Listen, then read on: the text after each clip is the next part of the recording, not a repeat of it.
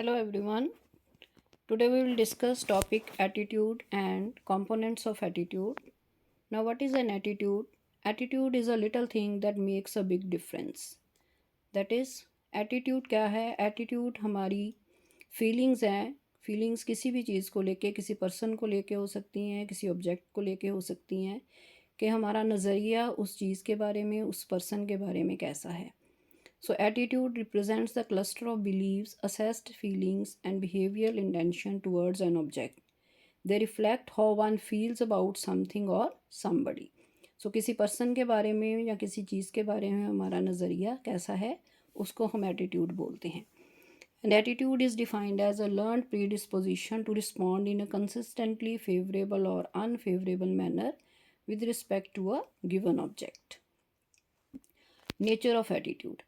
Attitude refers to feelings and beliefs of individuals or group of individuals which are directed towards other people. तो हमारी feelings या हमारे विश्वास या हमारा नज़रिया दूसरे पर्सन के बारे में कैसा है, दूसरी चीज़ों के बारे में कैसा है, उसको हम एटीट्यूड बोलते हैं. For example, I like my job. ये शो करता है कि उस पर्सन का अपनी जॉब के प्रति नज़रिया पॉजिटिव है. एटीट्यूड अफेक्ट द बिहेवियर और एक्शन ऑफ पीपल. एटीट्यूड पे डिपेंड करता है कि किसी पर्सन का बिहेवियर या उसका एक्शन दूसरे के प्रति कैसा होगा. An attitude can be observed indirectly by observing it's consequences. कोई भी पर्सन दूसरे का एटीट्यूड ऑब्जर्व कर सकता है कि वो पर्सन बिहेव कैसे कर रहा है, उससे उसके नज़रिए के बारे में पता चल जाता है. For example, if a person is very regular in his job, we may infer that he likes his job very much. Attitudes are gradually acquired over a period of time. Attitude एक दिन में नहीं बनता. Period of time, like एक time span में आपका नज़रिया बनता है towards a particular thing. The process of learning attitude starts from childhood and continues throughout the life of a person. कोई भी पर्सन अपनी पूरी ज़िंदगी में अपने बचपन से लेके पूरी लाइफ तक अपना नज़रिया जो है उसको लर्न करता रहता है. Attitudes are evaluative statements. Attitude favourable हो सकता है या अनफेवरेबल हो सकता है. Now we will discuss model of attitude. Attitude का ABC मॉडल जो है वो डिपेंड करता है.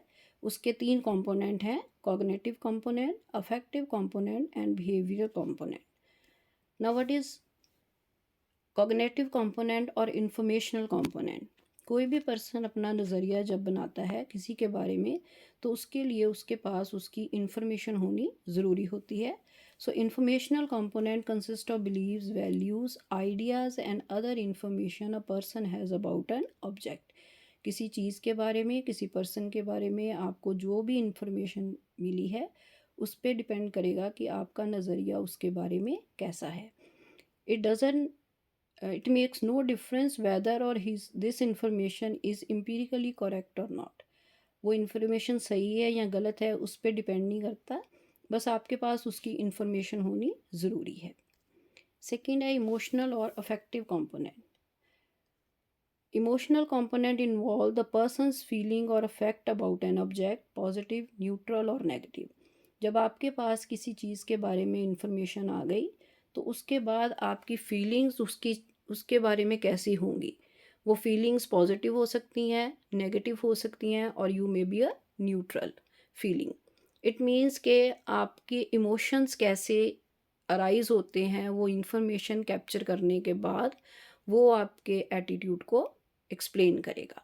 This component can be explained by the statement, I like this job because the future prospects in this company are very good.